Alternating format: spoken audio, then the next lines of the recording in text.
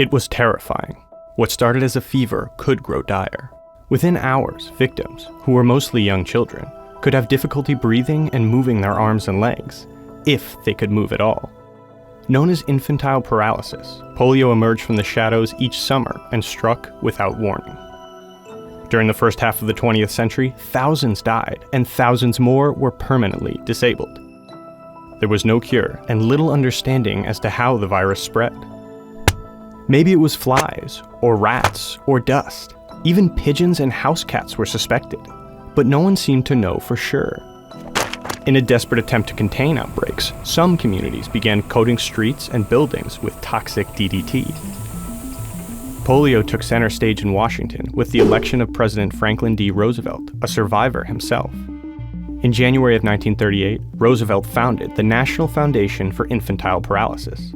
And celebrity spokesman Eddie Cantor encouraged Americans to support the foundation with a march of dimes to reach all the way to the White House. And they did.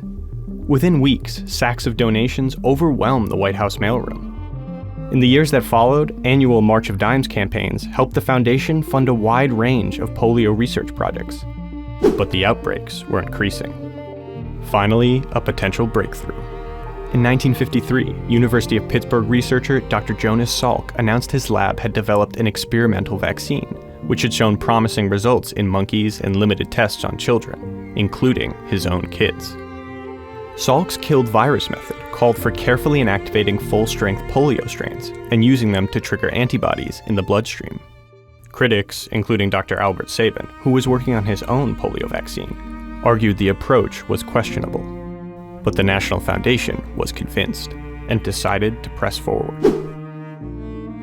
In 1954, it funded one of the largest clinical trials in U.S. history. Over 200 school districts across the country were selected to take part and put needles in the arms of 500,000 elementary school students. But as the trials drew closer that spring, concerns began to set in.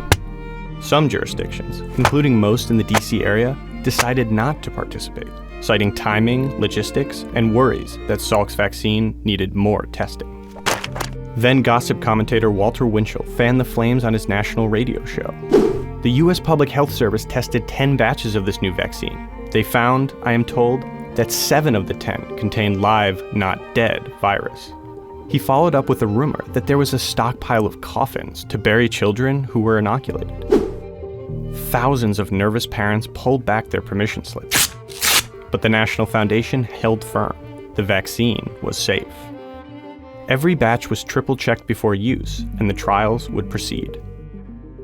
Perhaps fittingly, they would start at Franklin Sherman Elementary School in Fairfax County, Virginia, where health officials had never wavered, and parents voiced wide support. On the morning of April 26, 1954, McLean doctor Richard Mulvaney gave the first shot to 6-year-old Randy Kerr, who declared, "I could hardly feel it." 2,400 other students in Fairfax followed, along with thousands more across the country who became known as Polio Pioneers. For the next year, children and parents nervously counted down the days to learn the results. The news came on April 12, 1955, 10 years to the day after President Roosevelt's death. An independent report deemed Salk's vaccine safe, potent, and effective in preventing paralytic polio. The nation celebrated, and President Eisenhower invited Salk and his family to the White House.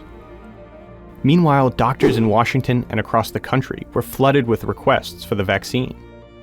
There would be setbacks, including a deadly manufacturing error at a lab in California. But over the next several years, millions of American children were inoculated, and by the early 1960s, polio rates had plummeted. The 1954 trials were a monumental event in medical history. After decades of fear, they offered families hope.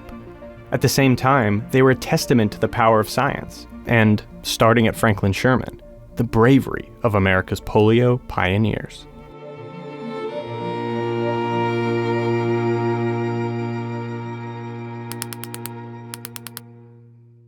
For more stories from DC area history, check out our Boundary Stones playlist and subscribe to WETA PBS on YouTube.